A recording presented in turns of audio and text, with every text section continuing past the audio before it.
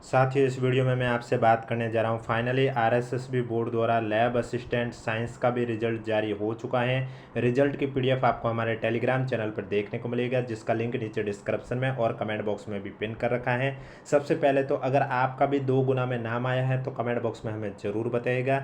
इस वीडियो में मैं आपसे बात करने जा रहा हूँ डीवी के लिए कौन सी रैंक वालों को शामिल किया गया है और फाइनल सिलेक्शन कौन सी रैंक तक वालों का होगा, कट ऑफ कितने गई है, क्वेश्चन जो डिलीट हुए उसके नंबर बाकी के क्वेश्चन के साथ किस तरह से बांटे गए हैं, इस सभी के बारे में चर्चा करने जा रहा हूं। वीडियो पसंद आए तो एक बार वीडियो को लाइक जरूर करें, चैनल भी जरूर सब्सक्राइब करें और किसी भी साथी को किसी भी प्रकार का डाउट है तो नीचे कमेंट बॉक्स पूछिए। स्क्रूटनी फॉर्म आपके 17 तारीख से शुरू हो जाएंगे और स्क्रूटनी फॉर्म शुरू होने के बाद आपको किस तरह से फिल करना है, स्टेप बाय स्टेप प्रोसेस भी मैं आपको इस यूट्यूब चैनल के माध्यम से बताऊंगा, इसलिए चैनल जरूर सब्सक्राइब करें, नोटिफिकेशन भी ऑन रखें। तो आप देख सकते हैं यहाँ पर स्पष्ट रूप से लिखा हुआ है प्रयोगशाला सहायक कनिष्ठ प्रयोगशाला सहायक विज्ञान सीधी भर्ती 2026 हेतु उत्तीर्ण स्टूडेंट का वरीयतानुसार परिणाम।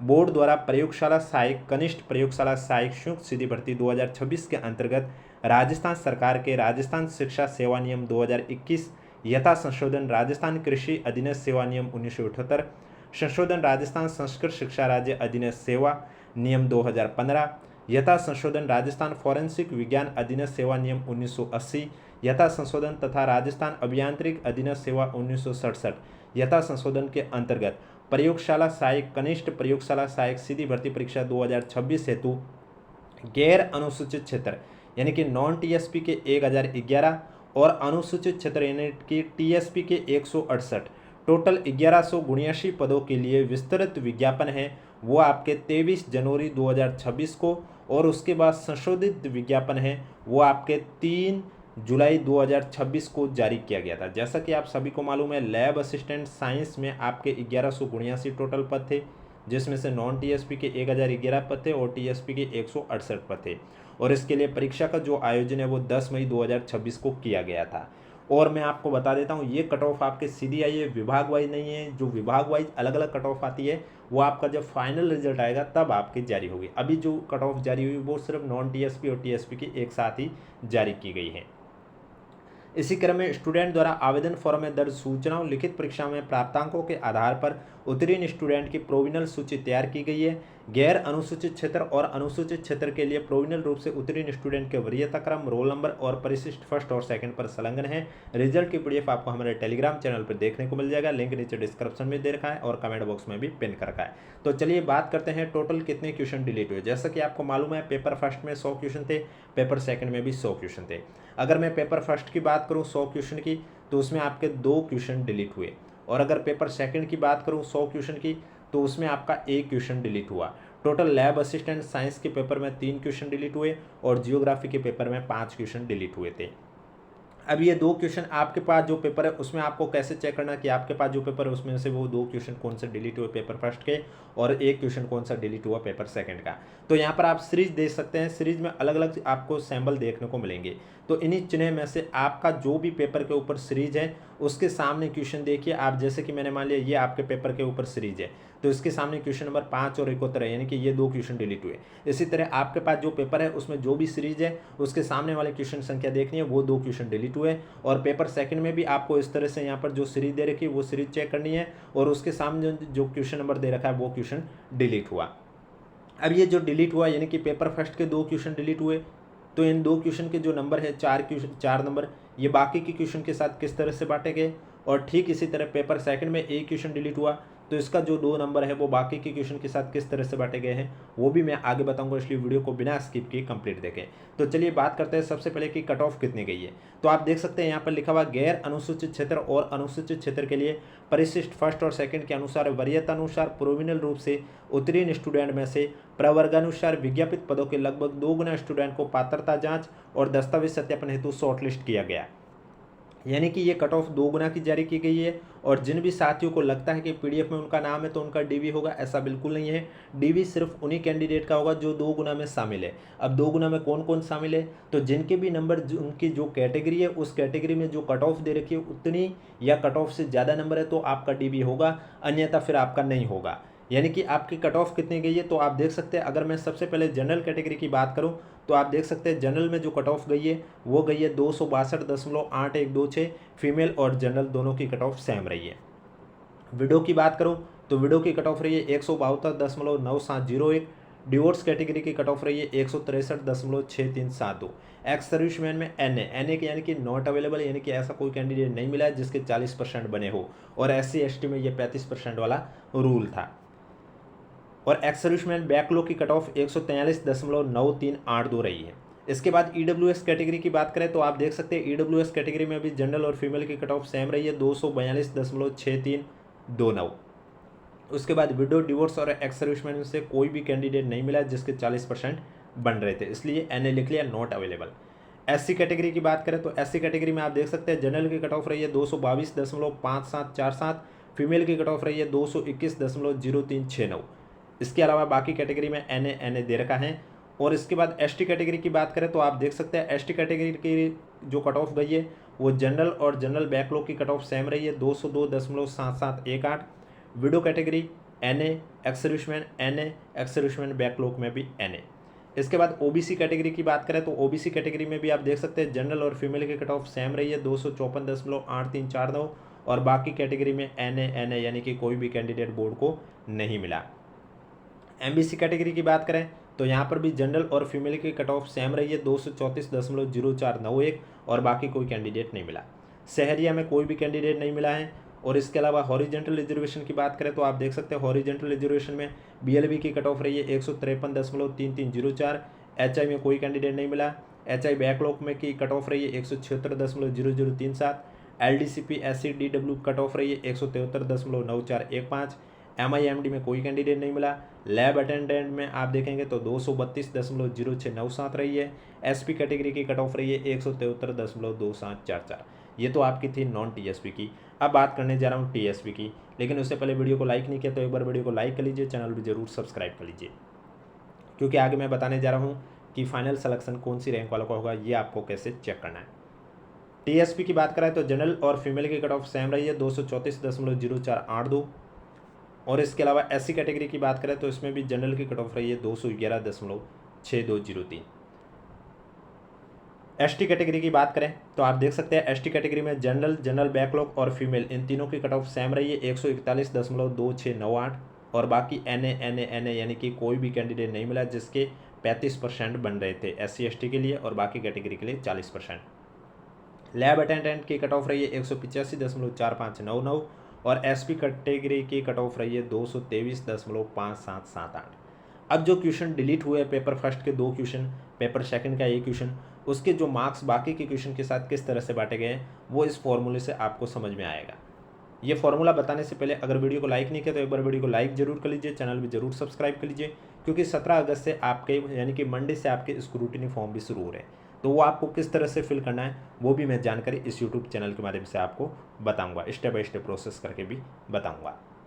अब अगर किसी साथी को लगता है कि PDF में आपके नाम के पास जो आपको मार्क्स दे रखे हैं उससे आप सेटिस्फाई नहीं हैं, तो ऑफिशियली आंसर की जारी की गई है उससे भी आप चेक कर सकते हैं कितने क्वेश्चन सही हुए, और फिर यहाँ पर जो मार्क्स का फॉर्मूला है यहाँ पर अपनी वैल्यू पुट करके देख सकते हैं कि जो आपके PDF में जो स्कोर कार्ड दे रखा है, जो मार्क्स दे रखे हैं उतने आपके आ रहे हैं या उससे ज़्यादा आ रहे हैं या कम आ रहे हैं।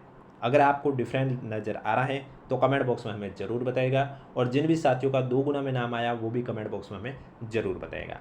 अब देखो इस फॉर्मूले से आपको किस तरह से मार्क्स निकालना है, उसके लिए सबसे पहले आपको की फैक्टर की वैल्यू निकालनी होगी। की फैक्टर की वैल्यू कैसे निकाली जाती है, जैसे कि यहाँ लिखा हुआ है मैक्सिमम मार्क्स, आपको मालूम है पेपर आपका फर्स्ट, अब देखो दोनों पेपर के लिए अलग अलग निकाल रहा है, तो जैसे कि मैं पेपर फर्स्ट के लिए चेक कर रहा हूँ तो यहाँ पर maximum marks paper first 200 number का था, आपने लिख लिया 200 upon total number of question, total question कितने थे 100 क्वेश्चन थे, आपने लिख लिया 100 into total number of question, आपने लिख लिया 100 upon number of valid question. अब आपको मालूम है 2 क्वेश्चन डिलीट हुए तो वैलिड क्वेश्चन 98 हुए, तो ये तो आपका 100 कट जाएगा, 200/98 जो भी वैल्यू आएगी वो आपका एक क्वेश्चन उतने नंबर का होगा, यानी कि 2 दशमलव में जो भी वैल्यू है वो आपका एक क्वेश्चन उतने नंबर का हो गया। लेकिन अगर क्वेश्चन आपका कोई रॉन्ग हुआ है तो उसका जो नंबर उतना ही कटेगा, जितना क्वेश्चन मूल अंक है उसी में से उतना उसका 1/3 कटेगा। इसी तरह पेपर सेकंड में भी आपके की फैक्टर की वैल्यू निकालोगे तो यहाँ 98 की जगह आपको 99 लिखना है, क्योंकि उसमें एक क्वेश्चन डिलीट हुआ ना कि 2। की फैक्टर की जो भी वैल्यू आएगी वो आपको यहाँ पर पुट करनी होगी, यानी कि RQ यानी राइट क्वेश्चन की आपके 100 में से कितने क्वेश्चन सही हुए, अलग अलग पेपर के लिए अलग अलग वैल्यू निकालोगे। की फैक्टर इस फॉर्मूले से निकालना है, और जो क्वेश्चन डिलीट हुए उसके नंबर बाकी के क्वेश्चन के साथ किस तरह से बांटे गए वो उसी की फैक्टर से सॉल्व होता है। उसके बाद माइनस मैक्सिमम मार्क्स, यानी कि पेपर कितने नंबर का था, पेपर फर्स्ट के लिए देख रहे हैं 200 रॉन्ग क्वेश्चन, यानी कि आपके 100 में से कितने क्वेश्चन गलत हुए पेपर फर्स्ट में, तो वो आपको लिखना है। Upon total number of question, total question कितने थे 100 इंटू 3, फिर माइनस मैक्सिमम मार्क्स, पेपर जितने नंबर का था 200 नंबर का, इंटू नॉट अटेम्प्ट क्वेश्चन, यानी कि ऐसे कितने क्वेश्चन है जिसमें आपने गोले नहीं भरे, upon total number of question, total question 100 into 3। तो इस फॉर्मूले से आप अपना स्कोर कार्ड वापस भी चेक कर सकते हैं। आगे आप देख सकते हैं यहाँ लिखा हुआ है कि 10% से अधिक प्रश्नों में किसी भी गोले को स्टूडेंट द्वारा गहरा नहीं करने के कारण 1227 कैंडिडेट को अयोग्य घोषित किया गया। यानी कि लैब असिस्टेंट साइंस के पेपर में 1227 कैंडिडेट ऐसे हैं जिन्होंने 10% से अधिक प्रश्नों में गोले नहीं भरे। जैसे कि पेपर फर्स्ट की अगर बात करूँ तो इसमें आपके 100 क्वेश्चन थे, तो 100 क्वेश्चन के 10% हुए 10 क्वेश्चन, तो यानी कि इन्होंने ओमार शीट में 10 से ज़्यादा ऐसे क्वेश्चन जिसमें गोले नहीं भरे, चाहे वो पेपर फर्स्ट हो या पेपर सेकंड हो। अब अगर आपके 10% से ज़्यादा गोले नहीं भरे लेकिन आपके मार्क्स कट ऑफ से ज़्यादा आ रहे हैं, फिर भी आपका रिजल्ट अयोग्य कर दिया गया, आपको सिलेक्शन नहीं दिया जाएगा। आगे लिखा हुआ है इस वरीयता अनुसार परिणाम में जारी लगभग 2 गुना कट ऑफ मार्क्स तक के स्टूडेंट हेतु दस्तावेज सत्यापन के लिए ऑनलाइन विस्तृत आवेदन सह परिनिरीक्षा फॉर्म यानी कि स्क्रूटिनी फॉर्म भरने हेतु जो पोर्टल है वो दिनांक 17 अगस्त 2026 से लेकर 31 अगस्त 2026 तक खुला रहेगा। यानी कि जो आपके स्क्रूटिनी फॉर्म है वो सोमवार से शुरू हो जाएंगे और 31 अगस्त तक फिल किए जाएंगे। अब स्क्रूटिनी फॉर्म किन किन कैंडिडेट को फिल करना है, तो 2 गुना कट ऑफ मार्क्स जो आपको दे रखी है उतने नंबर जिस कैंडिडेट के भी है या उससे ज़्यादा जिन भी कैंडिडेट के नंबर है आपकी कैटेगरी में, वो सभी कैंडिडेट स्क्रूटिनी फॉर्म फिल कर सकते हैं। यानी कि जैसे कि मैंने मान लिया कि आप देखेंगे, जैसे कि आपको मैं कट ऑफ के माध्यम से समझा रहा हूँ, जैसे एक कैंडिडेट ओबीसी कैटेगरी का है, ओबीसी की कट ऑफ 254 है। अब कैंडिडेट के नंबर अगर आप वो जब पीडीएफ में देखता है तो उसके नंबर 260 है, तो वो चेक करेगा ओबीसी कैटेगरी का बंदा है, 260 नंबर आए तो वो चेक करेगा ओबीसी की कट ऑफ, ओबीसी की कट ऑफ है 254 समथिंग, यानी कि जो कट ऑफ दे रखी है उतने या उससे ज़्यादा नंबर है तो इसको भी स्क्रूटिनी फॉर्म भरना होगा और उसका भी डीवी होगा। लेकिन अगर एक कैंडिडेट ओबीसी का है, उसके नंबर है 242, तो फिर इसका डीवी नहीं होगा, भले ही पीडीएफ में नाम है, क्योंकि जो कट ऑफ दे रखी है उससे इसके नंबर कम है। अगर आपके नंबर कट ऑफ दे रखे उतने हैं या उससे ज़्यादा हैं तो ही आपका डीवी होगा, तो ही आपको स्क्रूटिनी फॉर्म भरना होगा, अन्यथा ना तो आपका डीवी होगा नहीं आपको स्क्रूटिनी फॉर्म भरना होगा। आगे आप देख सकते हैं स्क्रूटिनी फॉर्म जल्दी से जल्दी फिल कर लीजिएगा। 17 अगस्त को जैसे ही आपका लिंक एक्टिव होगा 3-4 दिन के अंदर आप कभी भी फिल कर लेना, लास्ट डेट का इंतजार मत करना, क्योंकि अंतिम तिथि में सर्वर प्रॉब्लम होती है, बार बार एसएसओ आईडी लॉग आउट हो जाती है, सही तरह से फिल नहीं हो पाता है। आगे देख सकते हैं किसी भी स्टूडेंट द्वारा आवेदन में गलत सूचना प्रस्तुत करने, परीक्षा में अनुचित साधनों का प्रयोग करने की जानकारी मिलने पर किसी भी समय उक्तानुसार जारी वरीयतानुसार परिणाम से बाहर किया जा सकता है। यानी कि कल को बोर्ड को अगर पता चल जाए कि आपके एप्लीकेशन फॉर्म में कोई त्रुटि रही थी, कि आपने उसमें कास्ट सर्टिफिकेट गलत लिख लिया था, आप ओबीसी के एससी कैटेगरी लिख ली, या फिर आपने एजुकेशन क्वालिफिकेशन गलत लिखे थे, तो फिर आपको रिजल्ट से बाहर कर दिया जाएगा अगर आपका सिलेक्शन हुआ है तो। कोई असंगत विसंगति सामने आने पर उक्तानुसार जारी परिणाम में संशोधन संबंधी अधिकार भी बोर्ड के पास सुरक्षित है। यानी कि बोर्ड को बाद में पता चले कि रिजल्ट में कुछ त्रुटि हो गई है तो वो फिर रिजल्ट को संशोधित करके भी जारी कर सकता है, ये बोर्ड के पास सुरक्षित अधिकार है। नवीन और अद्यतन जानकारी के लिए बोर्ड की वेबसाइट का भी अवलोकन करते रहिए, और अगर बोर्ड की वेबसाइट का अवलोकन नहीं कर पाते हैं तो आप हमारे यूट्यूब चैनल से भी जुड़े रहिए, क्योंकि इस यूट्यूब चैनल पर आपको आरएसएस बोर्ड की हर भर्ती परीक्षाओं के रिजल्ट के बारे में पल पल की अपडेट दी जाती है, और इसके अलावा पीवाईक्यू के क्वेश्चन भी करवाए जाते हैं। तो आशा करता हूँ डीवी के लिए कौन सी रैंक वालों को सिलेक्शन हुआ है वो आप समझ गए होंगे। अब फाइनल सिलेक्शन इनमें से किन कैंडिडेट का होगा वो आपको रैंक से कैसे चेक करना है, तो उसके लिए आपको अपनी कैटेगरी में पद पता होने चाहिए कितने पद हैं। यानी कि जैसे कि मैंने मान लिया टोटल आपके 1179 पद है। अब जैसे कि एक कैंडिडेट है, मैंने मान लिया एससी कैटेगरी का कैंडिडेट है, ओवरऑल जो अब देखो रैंक वाइज जो रिजल्ट है उसमें आपकी ओवरऑल रैंक है, सभी कैटेगरी की मिक्स है, ऐसा नहीं है कि कैटेगरी वाइज रैंक आई है। तो मैंने मान लिया कि एक एससी कैटेगरी का कैंडिडेट है, उसकी रैंक आई है 2200 रैंक आई है।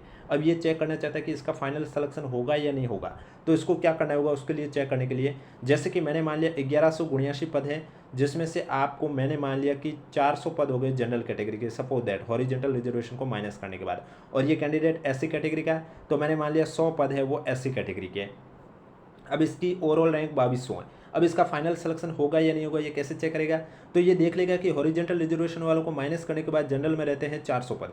एक एग्जांपल के थ्रू समझा रहा हूँ, बाकी कितने पद है वो तो आप एडवर्टाइजमेंट देखोगे तभी आपको पता चलेगा, मैं आपको बस बेसिक से समझा रहा हूँ। तो आप देखोगे 1 से लेकर 400 रैंक तक वाले जितने भी कैंडिडेट है, फिर चाहे वो एससी कैटेगरी का हो, जनरल कैटेगरी का हो, एसटी कैटेगरी का हो, ओबीसी कैटेगरी का हो, ईडब्ल्यूएस कैटेगरी का हो या एमबीसी कैटेगरी का हो, उसका सिलेक्शन जनरल कैटेगरी से हो चुका है।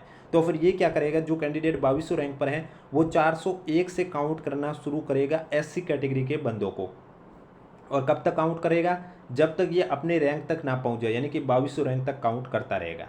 401 से पहले अगर कोई एससी कैटेगरी का कैंडिडेट है तो उसको ये काउंट नहीं करेगा, क्योंकि वो जनरल से ऑलरेडी सेलेक्ट हो चुका है। तो ये 401 से काउंट करना शुरू करेगा, और ये जब 2200 पर पहुंचता है तो इसे पता चलता है कि इसकी जो रैंक है एससी कैटेगरी के कैंडिडेट में, इसकी जो रैंक है वो 98 पर आई है। फिर ये चेक करेगा कि इसकी कैटेगरी में पद कितने, इसकी कैटेगरी में 100 पद है और इसकी रैंक है ये 98, यानी कि जो पद है उतने पदों के अंदर आ रही, तो उसका फाइनल सिलेक्शन हो जाएगा।